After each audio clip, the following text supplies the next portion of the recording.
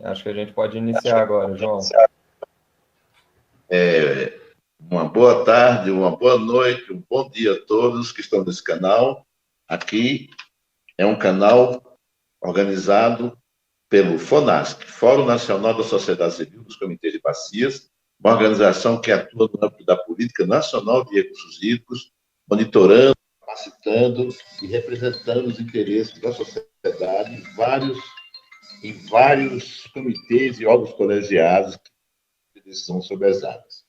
O FONASC vai agora, num ambiente de pandemia, nós estamos vendo a possibilidade, nós discutimos e decidimos a possibilidade de criar um canal de comunicação inovador na perspectiva de levar para toda a sociedade brasileira a verdadeira situação da gestão de recursos hídricos. O canal vai se chamar Como Destruir os Rios Usando a Lei. É evidente que nós não estamos destruindo o risco, mas nós vamos mostrar, a partir de fatos, com a participação de cientistas, de convidados e de cidadãos que vivem o dia a dia, o cotidiano da gestão dos recursos hídricos. O canal, então, vai ter uma abordagem crítica e realista sobre a situação do SINGRE, Sistema Nacional de Gestão de Recursos Hídricos. E este é o primeiro programa que eu saúdo vocês e já peço desculpas por os primeiros atropelos da experiência, mas vamos já mostrando para vocês que a gente vai trabalhar numa linha de desnudamento do que é realmente o sistema de gestão de recursos hídricos e quais são as práticas e as narrativas que nele compõem. Então, o programa de hoje já vai iniciar nessa linha. O objetivo desse canal vai ser uma avaliação crítica e científica da gestão de recursos hídricos na perspectiva dos interesses da sociedade. E por isso que tem esse nome. Como destruir os rios a partir da legislação. Porque toda a lógica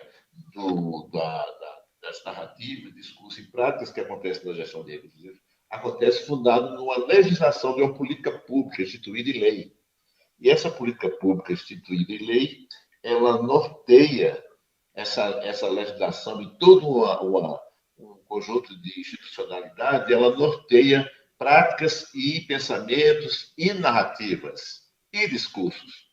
E o objetivo do nosso canal e do nosso programa é mostrar exatamente como acontece esses discursos, essas narrativas, essas práticas e a realidade que a gente vive nas tomadas de decisões sobre os rios. Então, esse é um primeiro programa inaugural que a gente está dizendo qual é a linha, como vai ser, e temos vários outros que vamos trabalhar, porque o espectro de interfaces que existe na política de com outras políticas, com outras situações, com a destruição dos rios, com a poluição, com a questão do saneamento, com a questão da educação, é muito amplo. Então, o nosso canal vai trabalhar nisso numa perspectiva totalmente independente, totalmente solta, com cientistas que têm olhares construtivos, antes disso falar assim, porque vão dizer que é destrutivos, mas a realidade que se impõe merece ser tratada, porque a realidade tem que ser verdade, e não uma verdade criada sobre a realidade que não é verdade. Então, nós temos um desafio muito grande, né? Por isso que nosso canal tem esse propósito. Por quê? E para quê? Para que a sociedade civil, em geral, e todos os entes e participantes da gestão de recursos hídricos tenha um outro modo de ver o que a gente está passando, porque a democracia é isso, vários olhares sobre os mesmos fatos e várias práticas sobre os mesmos fatos. E um olhar científico pressupõe uma também consideração a todos esses olhares e essas práticas, né? Então, a gente tem hoje o início desse desnudamento. O projeto é que a gente faça um programa de 15 dias, mostrando realidades bem marcantes das contradições da gestão dos recursos hídricos, do sistema de gestão nacional de recursos hídricos. Aí o nosso assessor aqui mostra para nós como é que é o sistema se expressa. Olha lá o sistema, põe aí o nosso organograma, para vocês verem que o sistema, na verdade, é uma construção teórica, né, de uma forma como as instituições da sociedade brasileira se organizaram para cuidar dos rios. Viu, Alckmin? Estamos aí com você. Bota lá o organograma. Então, nós temos um sistema que funciona a partir da institucionalidade de cada atuação, de cada forma de atuação. Então, veja bem, aumento mais um pouquinho aqui. Nós temos um sistema que ele reflete como essa política de recursos hídricos se organiza em termos de espaço de tomada de decisão. Né? O quadrinho está um pouquinho pequeno, não sei se eu estou com... Então, esses espaços de tomada de decisão, eles são interligados e tem uma hierarquia sobre eles. Se você olhar aí bem nesse organograma, você vai ver que o sistema é composto por várias institucionalidades, várias instituições, e nessas instituições estão as pessoas. Então, pessoas das mais variados tipos de classes sociais, de religiões e de interesses que são interesses das classes sociais, interesses dos grupos econômicos, interesses da sociedade. Porque, como é uma política pública, é evidente que a sociedade tem que participar dessa política pública. Então, a gente tem um desafio grande nesse nosso programa, como destruir rios usando a lei. A gente tem um desafio muito grande e a gente vai trabalhar essa dimensão de como se dá esse desafio. Então, o sistema, como vocês viram, ele tem o Conselho Nacional de Recursos Hídricos de Brasília, né, o sistema que é a expressão da forma de fazer da política pública das águas. Então, tem o Conselho Nacional, tem os comitês de bacia, tem os órgãos estaduais, que os órgãos gestores, você vê pelo quadro, que ele tem todos têm conexão. E nessa conexão há uma hierarquia de papéis institucionais. Mas nós vamos, sobretudo, analisar as pessoas executando esses papéis institucionais na nossa programação. E esse sistema, ele expressa uma construção de códigos que foram elaborados pela sociedade brasileira para cuidar dos seus rios. Né? Cada instituição dessa tem uma função e tem um compromisso, em tese, e tem que trabalhar fundado na legislação. A legislação, que é a básica de nosso programa, que hoje é o início da nossa programação, a legislação ela tem certas diretrizes, fundamentos, que são caríssimos para a sociedade brasileira, porque o nosso maior desafio é fazer esses fundamentos e essas diretrizes acontecerem. Eu queria, Alckmin, põe aí esse quadro da legislação. Você vai ver que nós temos um quadro de referências legais que são muito importantes para decidir as diretrizes da gestão das águas. A água é de domínio público, a água é um recurso natural limitado, dotado de valor econômico. Bem, será que é dotado de valor econômico somente?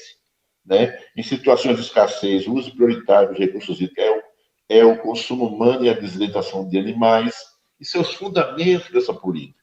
Né? Quer dizer, existe uma prioridade do ser humano ter acesso à água. A gestão de recursos hídricos deve ser sempre proporcional ao uso múltiplo das águas, quer dizer, não existe condições de você ter uma gestão que só um setor se privilegie sobre isso, tem acesso melhor do que o outro setor. A bacia hidrográfica é a unidade territorial de implantação da política, quer dizer, a bacia hidrográfica é a unidade de gestão política, quer dizer, de tomada de decisão, né? E, fundamentalmente, a gestão deve ser descentralizada e contar com a participação do poder público, dos usuários de água e das comunidades. Quando eu falo isso, eu falo da sociedade. Né? Então, a gente tem assim, fundamentos que são caríssimos e que dão diretrizes bem claras. Né? Os objetivos da política são muito claros também, assegurar às futuras gerações o acesso à água, a disponibilidade de água, a utilização racional da água a prevenção e defesa de eventos hidrológicos críticos, como a gente está vendo aí, já vivendo esse processo, incentivar e promover a preservação e aproveitamento das águas de chuva, né? O principal das diretrizes, constitui diretrizes, a gestão sistemática de recursos sem tirar aspecto de qualidade e quantidade. Quando você vai tomar decisão sobre o uso do rio, você não pode garantir só a quantidade, mas também a qualidade. A adequação da gestão de recursos das diversidades regionais, por exemplo, você pensar a gestão de recursos da Amazonas e gestão de recursos no Nordeste, há um ecossistema diferente que tem que ser pensado de maneira coletiva. A integração da gestão de recursos hídricos e gestão ambiental, que é um dogma, sabe? Que quem mexe realmente com gestão de recursos hídricos sabe que esse é um desafio, né? E a articulação do planejamento dos recursos hídricos com os setores usuários, o planejamento regional, o planejamento estadual e nacional. E a articulação da gestão de recursos hídricos com o uso do solo. Então, você vê que, conceitualmente, na lei, a política de recursos hídricos sugere uma amplitude imensa de possibilidades de você, através da água, construir uma sociedade mais justa, construir uma sociedade mais convergente para garantir a sua própria sobrevivência. Acontece que o nosso desafio, e aí o nosso programa Como Destruir os Rios Usando a Lei, vai mostrar exatamente até que ponto esses princípios e essas diretrizes são cumpridas.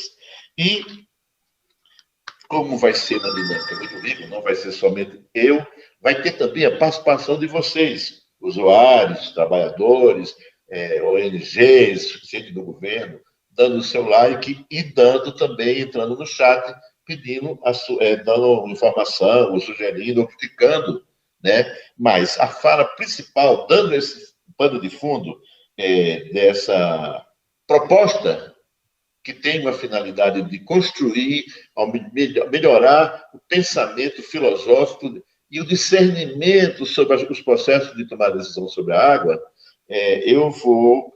nós chamamos hoje para inaugurar a nossa série de live, de filmes, de vídeos, o nosso querido professor, nosso querido companheiro de luta, um dos estudiosos da questão da gestão, Rafael Müller, é um dos vizinhos daquele desastre lá da Bacia do Paraopeba, da qual ali ele mora. Ele é doutorando em letras, é mestre em gestão social e um pesquisador com muita lucidez da questão da gestão de recursos hídricos e as suas possibilidades e limites. Aí eu peço a vocês para ouvir essa figura que tem dado uma contribuição importante na reflexão sobre os limites e as possibilidades dos instrumentos, do que está aí disponível para se gestar água. Fala aí, Rafael, que é um prazer ter com você. Uma boa tarde. Eu acho que você inaugurando esse programa, foi como destruir os rios usando a legislação. É evidente que não é isso que você vai dizer para nós, mas vai dizer também porque o que a gente precisa fazer é exatamente mostrar que os rios também estão sendo destruídos utilizando a lei. Mas isso aí não é uma acusação gratuita. Nós vamos mostrar na prática, não só com a apresentação do Rafael, mas de outros companheiros que virão nas próximas edições. Está aí a palavra, Rafael, nosso querido pesquisador em gestão de políticas públicas, com muita ênfase nessa questão de gestão de recursos. É um prazer recebê-lo, Rafael. Estamos aí. O que é que você fala para nós? Eu que agradeço a oportunidade de estar aqui com vocês. Só corrigindo, não é gestão de políticas públicas, é gestão social e desenvolvimento local. Mas aí acaba que a gente trabalha na questão... Você está conseguindo me ouvir, João? João? Que a gente trabalha com políticas públicas, e uma dessas políticas que é de muito interesse na minha pesquisa é a política de recursos hídricos, né? Especificamente, eu trabalho com análise de discurso crítica, então o que a gente se propõe aqui hoje com esse convite é a gente fazer uma análise crítica dos discursos, das narrativas em especial, né, num sentido mais amplo, que estão imbuídos Política Nacional de Recursos Hídricos, né? A gente dá uma olhada nas ideologias que estão por trás, entender como que é o processo de construção dessa legislação, entender até que ponto essa legislação pode ser utilizada para a destruição dos rios, e aí o motivo da chamada para esse programa. E eu gostei bastante desse, já entrando no conteúdo, né? Eu gostei bastante desse trabalho que você faz de apresentar a Política Nacional de Recursos Hídricos nua e crua para as pessoas, né? Às vezes as pessoas não têm acesso direto à origem dos documentos, e é a gente pensar sempre que os documentos eles têm uma origem, um contexto de produção que tem que ser desnudado, como você coloca muito bem. Então, o primeiro elemento para a gente pensar o contexto de produção é pensar que essa norma ela vem do Poder Legislativo, isso sabemos muito bem, e que o Poder Legislativo, fundado nesse modelo de representação que é estabelecido, ele tem sérios problemas desde a sua origem, né? Quais seriam alguns problemas de representação? Normalmente a gente fala muito de que o sistema político, o sistema legislativo, ele não é representativo da complexidade brasileira, não é representativo da diversidade de pessoas, da diversidade de interesses da comunidade brasileira, que ele representa muito mais a aristocracia e os interesses burgueses. E a gente sabe que o voto majoritário, por conta do sistema ideológico, o sistema de controle dos meios de comunicação e etc., não dá conta de fazer com que simplesmente o voto majoritário resolva o problema. E aí, o que a gente tem que pensar sobre o problema de representação? Uma forma bastante didática que eu gosto de começar trabalhando essa questão é a gente pensar a respeito de dois grupos com interesses conflitantes. Você tem um grupo que seleciona um representante para representar os seus interesses, e você tem um outro grupo que faz a mesma coisa. Ele também seleciona um representante para representar seus interesses, e esses dois representantes é que vão lutar entre si para poder defender os interesses dos grupos que eles representam. Quando a gente coloca esses dois representantes nesse embate, eles não têm, por uma questão de legitimidade, a possibilidade de ceder em nenhum dos elementos que foram postos para ele, porque senão ele estaria traindo o grupo do qual ele foi instituído. Isso faz com que as possibilidades de negociação, as possibilidades de consenso, as possibilidades de diálogo, conversa, debate, conflito, inclusive, mais produtivos, mais construtivos, se acabem, se anulem, porque eles têm um rito que foi delimitado internamente, que foi delimitado anteriormente a ser seguido. A partir do momento que você não tem uma ação direta, uma possibilidade de embate direto entre as forças dos grupos que se estabelecem as diretrizes e os objetivos que vão ser buscados e trabalhados, você acaba gerando o problema deles não poderem ceder em nenhuma hipótese. E isso faz com que a lei do mais forte, que é uma lei que a gente trata como se fosse algo natural, como se fosse algo da natureza humana, do funcionamento das coisas, ela se imponha, porque uma vez que eles não podem negociar, uma vez que eles não podem cooperar entre si, eles são obrigados a recair na ideia de competição e recair nesse embate, que é um embate ideológico também, mas recair na contradição de forças, na luta de forças entre os... O João acho que caiu, né? Não, estou aqui. Estou aqui. Ah, perfeito. Acaba que eles recaem nessa luta de forças, nessa oposição de forças, e o mais forte acaba sobrevivendo, o mais forte acaba impondo os seus interesses sobre toda uma sociedade. Então, a partir desse exemplo que simplifica, né, que trata de dois grupos, e a gente sabe que são muitos mais grupos e muito mais complexa a relação entre os grupos que tem na sociedade, você tem o problema de funcionamento do sistema representativo brasileiro, da formação do legislativo. Para piorar a situação, você ainda tem o problema dos especialistas consultores. O que é esse problema dos especialistas consultores? O eleito legislador que vai tomar as decisões, que vai propor os projetos de lei, que vai votar esses projetos de lei, esses projetos de emenda constitucionais e etc. Esse legislador, ele é consultado por pessoas que são tidas como os especialistas, que vão dar subsídio para ele tomar a decisão. Acontece que o processo de seleção desses especialistas consultores que vão dar subsídios para tomar a decisão também não é um processo de ação direta. Você tem todo um esquema educacional, um esquema baseado na formação acadêmica das pessoas, você tem todo um esquema inclusive de indicações e etc., que vai colocar pessoas específicas para dar esse tipo de consultoria. E aí acaba que isso também ajuda no processo de formação de opinião desses legisladores para a tomada de decisão de uma forma enviesada. Se os especialistas consultores eles já têm uma visão liberal, já têm uma visão bastante específica sobre como enxergar o mundo, como observar a realidade do mundo para a tomada de decisão deles, eles acabam que cedem no aspecto, podem ceder em aspectos essenciais dos interesses dos grupos que os colocaram lá. Então, você tem esse problema do contexto de produção da norma legislativa de toda forma. Olhando diretamente para a Política Nacional de Recursos Hídricos, a gente percebe isso, por exemplo, quando lá no artigo 1º, que é um dos fundamentos da Política Nacional de Recursos Hídricos, estabelece no seu inciso 2º que a água é um recurso natural limitado, dotado de valor econômico. Uma coisa que a gente tem que se questionar do ponto de vista discursivo é até que ponto isso é uma verdade absoluta, até que ponto isso pode ser tomado por verdadeiro. Você tem nessa inscrição, um contexto de produção que a gente já falou aqui, que ele é bastante enviesado, que é um contexto de produção do Poder Legislativo que aprova essas leis, que vêm a ser sancionadas posteriormente, e aí ele solidifica num discurso jurídico, que também é um discurso dotado de poder hierárquico, a ideia de que a água é um bem dotado de valor econômico. Mas a gente tem que se questionar sempre o que significa algo ser dotado de valor econômico.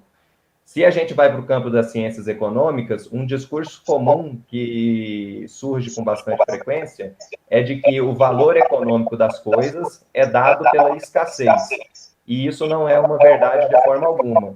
Por quê? O que acontece? A escassez, ela vai quantificar o valor econômico de algo que é explorável. Antes de se ter a escassez determinando o valor econômico de alguma coisa, para que algo tenha ou não valor econômico, aquele algo tem que ser explorável ou não. Se algo não é explorável, ele não é dotado de valor econômico absolutamente. Então, a gente tem que pensar, a água é um recurso explorável? Ele só é explorável do ponto de vista de que não existe uma luta justa, uma luta ocorrendo em prol da defesa das águas, como deveria estar ocorrendo. Algo é explorável ou não é explorável decorrente das lutas que ocorrem em defesa daquele algo. Um autor que eu gosto bastante, que é o Kropotkin, ele cita que nos anos de 1800, houve um período na Irlanda em que a questão agrária estava bastante fomentada, em que os camponeses que dominavam aquela terra, eles tinham um domínio sobre a terra e eles se recusaram coletivamente, numa série de lutas que se deram naquela época, a pagar os aluguéis que eles tinham que pagar aos donos formais da terra. E acabou que isso fez com que a terra perdesse esse valor econômico exatamente por conta que os dominadores daquela terra não tinham condições de explorá-la, porque ela estava na mão dos camponeses servindo para a vida coletivista que eles estavam levando lá. Então, através das lutas, a terra, naquela situação, deixou de ser um bem explorável e perdeu o valor econômico. E acabou podendo ser partilhado no modelo coletivista para os camponeses que ali estavam. Era muito temeroso para um dominador formal da terra, para um dono de terra formal, entrar com um corpo de milhares de exército, de poder coercitivo e etc., porque mesmo assim eles estariam sob uma ameaça constante de luta por conta dos vizinhos, da comunidade de camponeses que estavam ali, sem contar todas as formas de luta dos próprios camponeses, da sua luta individual e da sua luta coletiva, que são duas lutas que têm que coincidir, para poder manter esse bem como um bem coletivo, não um bem público, porque o bem público que a gente vai ver também, a gente vai discutir, está muito vinculado à ideia do Estado, mas um bem coletivo, que é um bem de todos, bem do povo, né? Por mais que a palavra público, ela tenha essa significação na sua origem filológica de ser algo do povo, ela não necessariamente gera um significado atual, ou seja, na atualização desse significado de que seja uma coisa do povo de fato, ela passa a ser uma coisa do Estado, que tem uma diferença muito grande. Então, a água, ela só é um objeto de valor econômico hoje porque não está tendo lutas suficientes que deem conta de torná-la algo não explorável, que dê conta da água ser realmente distribuída e atingir os objetivos de dessedentação, do consumo humano, de forma coletivista, de forma ampla para todas as pessoas que têm necessidade desse bem para a sua própria vida, como é de conhecimento geral. Então, esse é uma das questões da água com valor econômico que a gente tem que pensar. João, para eu não ficar falando sozinho, vamos dialogando. Qual o próximo tema que a gente pode abordar? Bem, se formos olhar só pelos fundamentos, Rafa, você com a experiência que acompanha, inclusive, a gestão aí nesse rio tão vitimado que é o Rio Paraopeba, que é, no meu modo de ver, onde tem um dos comitês mais insuficientes, limitados em relação à importância do rio. Mas isso não é uma coisa proposital, não é uma coisa assim natural, é uma coisa proposital. Para mim, o FANASC participa do comitê do Rio Paraopeba e, para mim, é um dos piores comitês em termos de construção de convergências, de integração das pessoas para tomar decisão sobre esse rio. E por que isso? É aí onde teve esse grande crime ambiental da desastre que matou quase 300 pessoas. É aí o rio onde tem o maior potencial de recursos para cobrança, para investimento na bacia, que não querem que esse recurso seja distribuído de maneira mais horizontal. É aí que tem um comitê que se limita o mais possível a fazer a lei, esses princípios, esses fundamentos ser aplicados. Por isso que nosso programa vai ter o nome Como Destruir o Rio Utilizando a Lei. Porque se você for analisar só nesse item, como ele é entendido no Bacia do Rio Paraopeba, no Comitê de Bacia do Rio Paraopeba, você vai ver que há uma distorção muito grande entre a lógica, o valor econômico e o valor social do rio. Né? E você faz uma reflexão interessante, porque você contraria uma lógica muito do senso comum, quer dizer, a água é um bem econômico porque ela é usada como recurso econômico, para atividade econômica. Quando você falou aí, me deu a impressão que você inverteu essa lógica para mostrar que ela tem um valor social, mas a narrativa que a gente fala é que a gente ouve, né, que a gente fala, é que ela é que a água é um bem econômico. E nessa perspectiva ela é um econômico que não tem muito a ver com o que você falou, entendeu? Então esse é um dogma que eu chamo de dogma, porque no discurso que a gente vê dentro da política de recursos hídricos, é um absurdo você ver as afirmações que, por um lado, pode até, para alguns incautos, achar que a gente tem um elemento aí positivo para fortalecer e estimular as pessoas a lutar para a água como bem social, mas não é verdade. Então, essa reflexão, eu queria que você repetisse numa frase só para a gente fazer um gancho para quem está acompanhando, fazer um gancho do raciocínio, entender a água como bem econômico, não é um bem econômico, não pode ser social. Como é que essa reflexão que você fez, ela se expressa novamente, de uma maneira para fechar essa parte aí? Exatamente, João. É um dogma mesmo, eu concordo com você. E o valor econômico das coisas é dado pela ausência de luta por aquela coisa. Então, a água ela só é dotada de valor econômico porque ela está sendo explorada pelos grandes exploradores, grandes corporações, rentistas e etc., que têm interesse em explorar essa água e não está tendo luta contrária. Se tivesse luta contrária, ela perderia o valor econômico e ela poderia, então, expressar esse valor social que ela tem.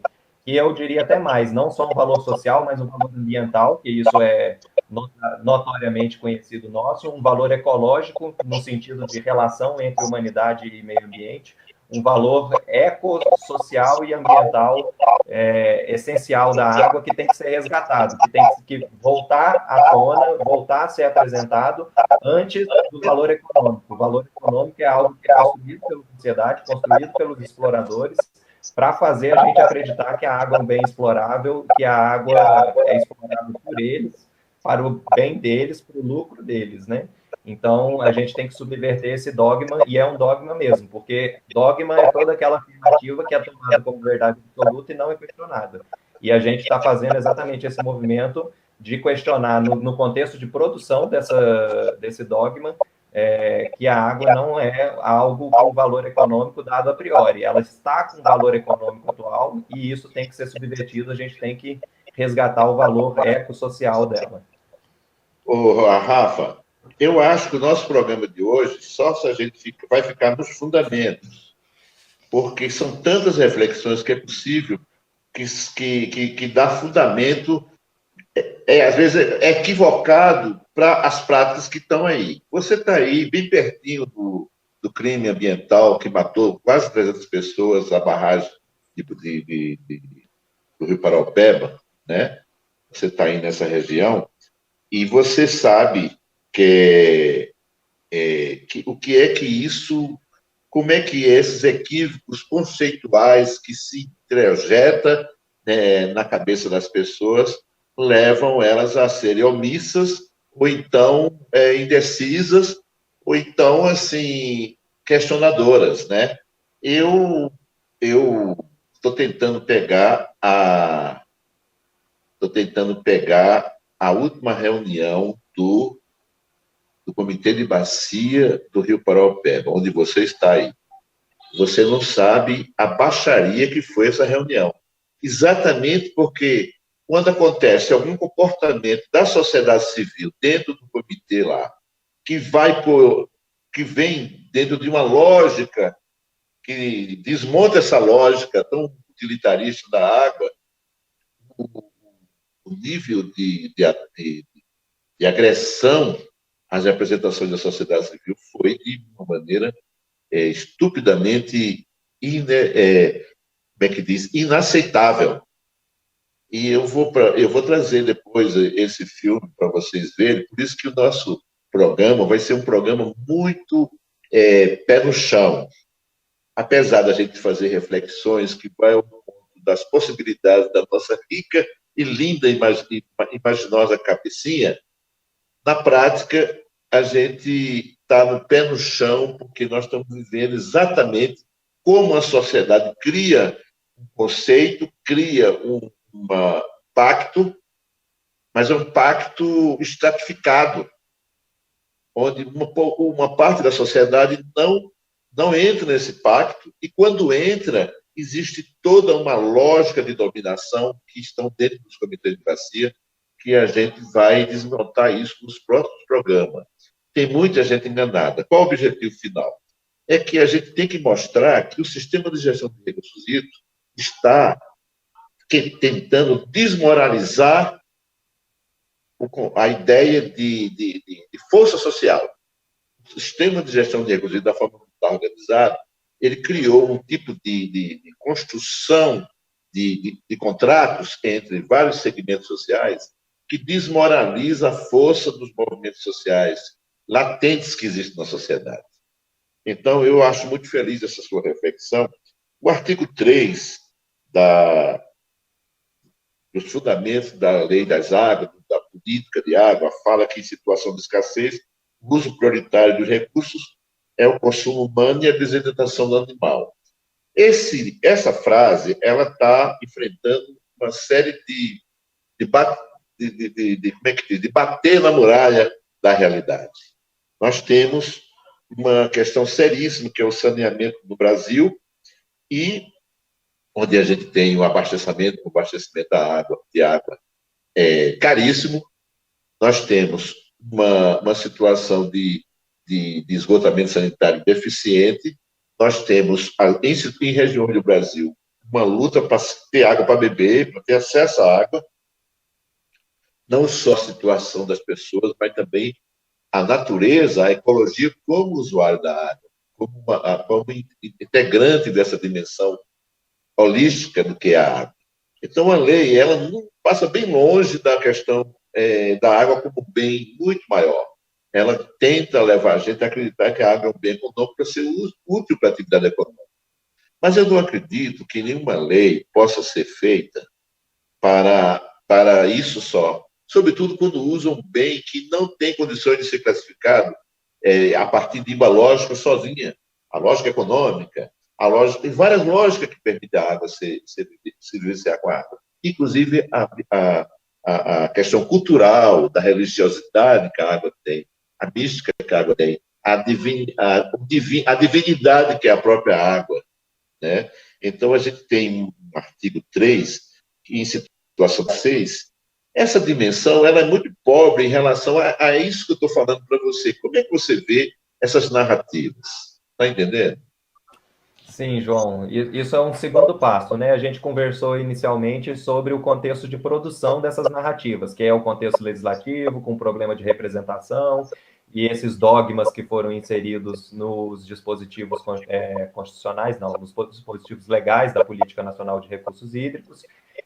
E agora a gente tem que conversar sobre o contexto de recepção, ou seja, quando a gente está falando em comunicação, em discurso, você não tem um discurso que está solto no ambiente para ser analisado. Esse discurso ele se direciona a um determinado grupo de pessoas. Então, ele tem um contexto de produção, que é a do emissor, e ele tem um contexto de recepção, que é do receptor, que estão em diálogo ali. O que acontece com o contexto de recepção? A lei ela tem que ser obedecida por seu valor na prática, não só pelo seu valor na prática, mas por ser uma lei. E o princípio ele é obedecido apenas pelo seu valor prático, quando útil ao tomador de decisão. O que acontece? Você é uma inversão da lógica de valores, né? A ideia é que os princípios e diretrizes eles tenham um valor maior e que eles direcionem a formação das leis para que elas sejam aplicadas conforme os princípios. Só que essa ampla generalização dos princípios faz com que eles sejam selecionados e eles sejam aplicados conforme o interesse do tomador de decisão, exatamente sobre aquela prerrogativa de que os princípios entram em conflito entre si, e como eles entram em conflitos entre si e não tem hierarquia entre os princípios, você tem que selecionar subjetivamente quais vão ser aqueles princípios que vão ser aplicados na prática, quais que eu vou privilegiar, quais que não. E aí a gente tem o problema do princípio da eficiência e do princípio da segurança jurídica, que surgem como elementos que dão força para a subversão dessa legislação e de como você está falando do uso dessa legislação para destruir os corpos d'água. O princípio da eficiência, a gente tem o caso bastante prático da água virtual. A quantidade de água que a gente exporta embutida nos processos produtivos da agropecuária, agroexportação e etc., são volumes monstruosos e que a gente não tem rastro disso, a cobrança em cima disso é altamente ineficiente, e a cobrança ela acaba servindo para legitimar o valor econômico da água. Você faz uma cobrança ínfima para dizer que a água está sendo cobrada e que isso estaria retornando à sociedade, retornando ao meio ambiente na forma de serviços ambientais, sendo que, na verdade, isso é muito ínfimo perante a exploração e isso ajuda a legitimar a exploração. O princípio da segurança jurídica também tem outro problema, que é o de manter o status quo. A partir de uma decisão tomada no passado, aquilo tem que ser reiterado para situações semelhantes. E quando a decisão tomada no passado foi decorrente de um dogma, igual a gente está vendo aqui, que é um dogma que não considera a questão da ecologia da água de um modo geral. Isso gera um problema absurdo para a gente, porque a gente fica obrigado, pelo princípio da segurança jurídica, a repetir os mesmos erros. E isso dá legitimidade para a repetição desses erros. Então, o princípio da segurança jurídica ele tem que ser pensado como um macro princípio, como um princípio de um princípio em que a pessoa ela vê valor, ela acredita no potencial do Estado de proteger os seus interesses. É um princípio muito mais relacionado à perversidade do Estado, né? Ou à não perversidade do Estado, no caso. Ou seja, se o Estado está sendo perverso, você tem o princípio da segurança jurídica completamente destruído, porque a ideia de segurança jurídica é de segurança através do arcabouço do discurso jurídico de que você vai ter os seus direitos validados, consubstanciados, que você vai ter os seus direitos garantidos, e isso é o que a gente vê não acontecendo. Você parte de um dogma valor econômico, você utiliza dos princípios de segurança jurídica para manter as mesmas práticas exploradoras e abusivas, você usa do princípio da eficiência para distribuir problemas de ordem econômica e social, desigualdade social e etc., que é outro problema que a gente tem que discutir aqui. E aí você tem a legislação do ponto de vista da recepção, legitimando todas essas práticas. O princípio da eficiência é usado muitas vezes com aquela ideia de senso comum, de distribuição igualitária a todos, sem considerar as diferenças, né? A ideia de padronização. Só que as pessoas que já têm condições, a aristocracia da nossa sociedade, ela pode comprar, porque foi delimitado que tem valor econômico, como um dogma anterior à água, ela pode comprar a água do outro. E aí o outro, como é consumo humano, é um termo muito amplo, né? O consumo humano pode ser o consumo empresarial também, porque o consumo empresarial, a empresa é formada de homens, a gente também tem esse discurso, essa narrativa no campo empresarial. Então, tudo isso faz com que o consumo possa ser direcionado para os interesses capitalistas e você tem um processo de destruição do direito de acesso à água das pessoas, legitimado por esses discursos, que tem essa legitimação no ponto de vista da recepção por causa desses outros elementos que estão estruturados para fazer com que essa recepção ocorra dessa forma.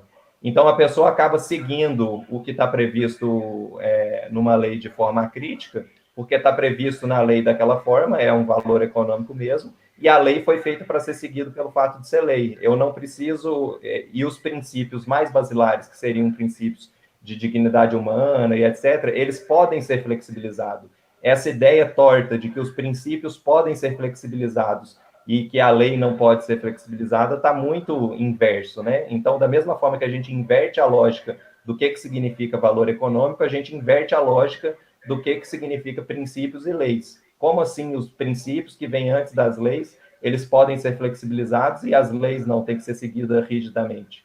E aí você coloca os usos múltiplos da água como algo igualitário, e a pessoa que pode comprar a água, porque foi colocado o valor econômico, explora aquela água de forma legítima, e a gente acha que está tudo bem, a gente acha que está tudo legítimo.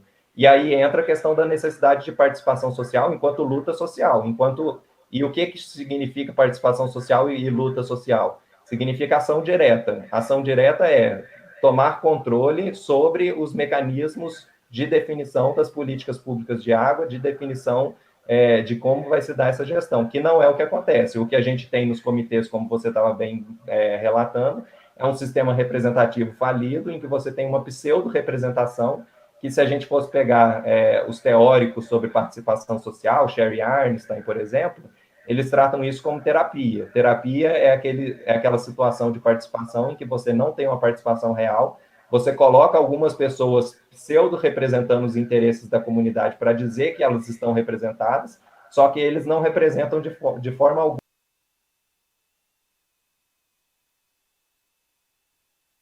os interesses da sociedade. Ou se tentam representar, estão numa situação tão minoritária, numa situação tão ínfima, e como a gente conversou no começo, existe aquela mística da representação que coloca a competição e as contradições de forças e a lei do mais forte como imperantes e como algo natural do ser humano, isso aí acaba gerando o problema de esses interesses serem silenciados. E a palavra é essa mesmo, silenciada, porque a partir do momento que você tem um discurso que parte de um contexto de produção, chega num contexto de recepção, e ele não volta para um contexto de reprodução de novo, ele foi silenciado no meio do caminho. Teve alguma barreira comunicacional que aconteceu. E essa barreira está nessa estrutura de representação problemática. Por isso que quando a gente fala de participação social e de luta social, a gente tem que falar também sobre ação direta e de subversão desses princípios valores e leis, inverter essa lógica, e dos valores econômico e valor ecossocial, inverter essa lógica também. Trazer o valor ecossocial para cima e trazer os princípios para cima, e combater o valor econômico e as possibilidades de exploração pela legislação, que a legislação abre essas possibilidades de exploração. Ô, Rafael, é muito importante essa sua reflexão, porque não é tão fácil você entender o seu papel quando você está dentro do comitê e não dispõe de muita informação, a não ser o desejo, somente o desejo de mudar, um certo idealismo que muitas pessoas vão para dentro do comitê, ou então é uma lógica especificamente... Está sentindo um eco aí?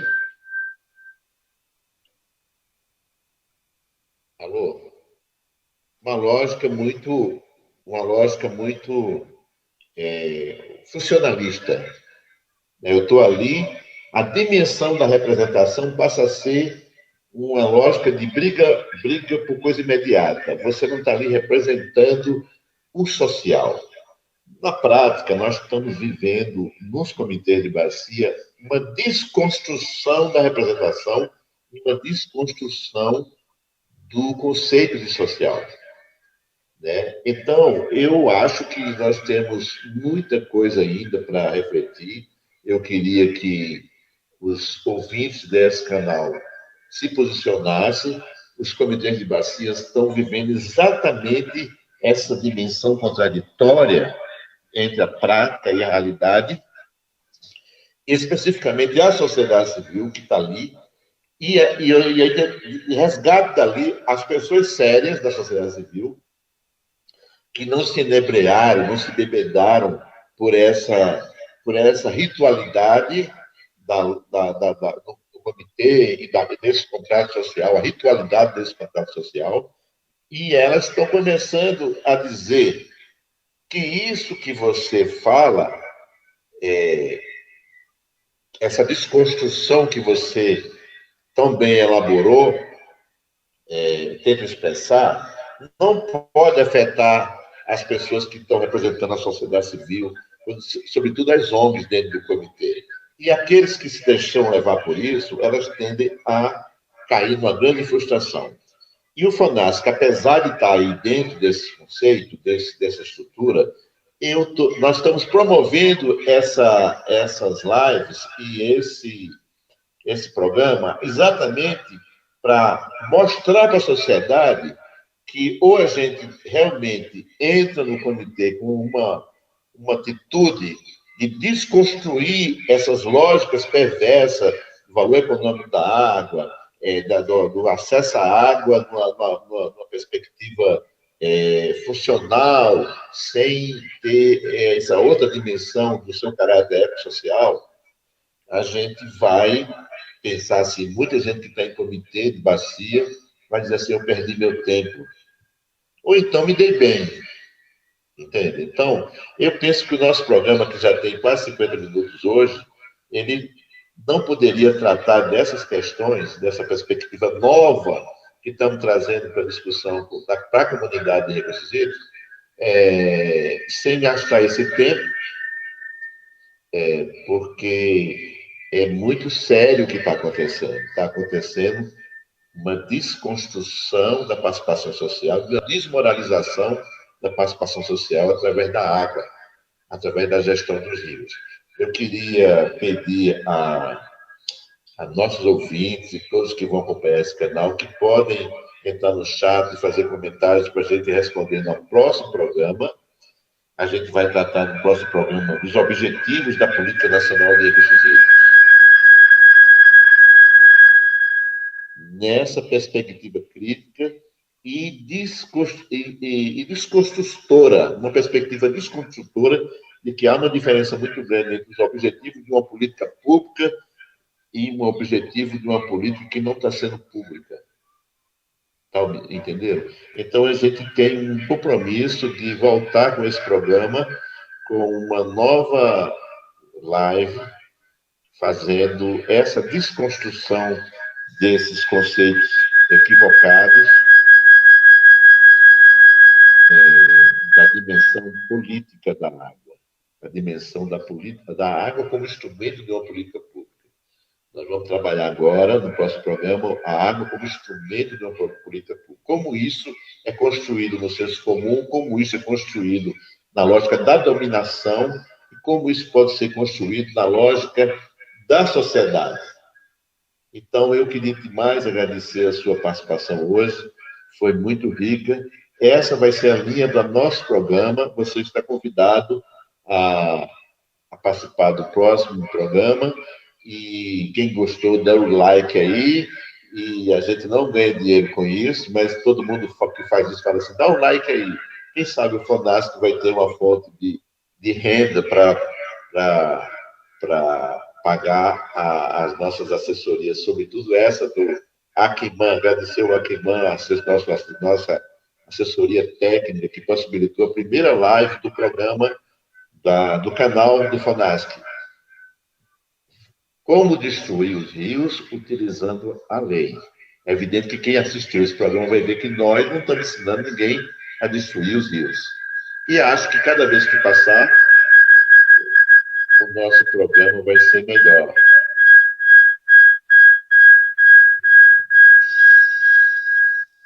O espírito das ondas.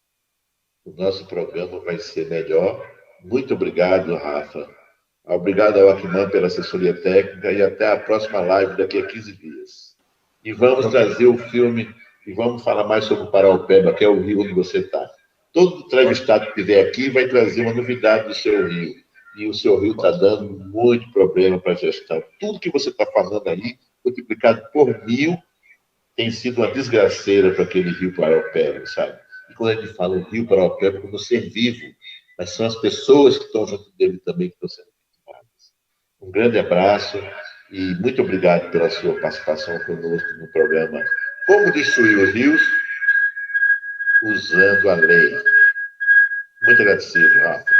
Eu que agradeço, João, e eu já aceito de antemão o convite para voltar numa próxima oportunidade para a gente continuar esse debate, porque como a gente colocou, a gente está abrindo muitas portas para a desconstrução, né? E a gente tem que abrindo cada vez mais portas e multiplicando isso o máximo que a gente puder. Então, você pode contar com a minha participação sempre, sim, e essa parceria vai longe, essa parceria continua.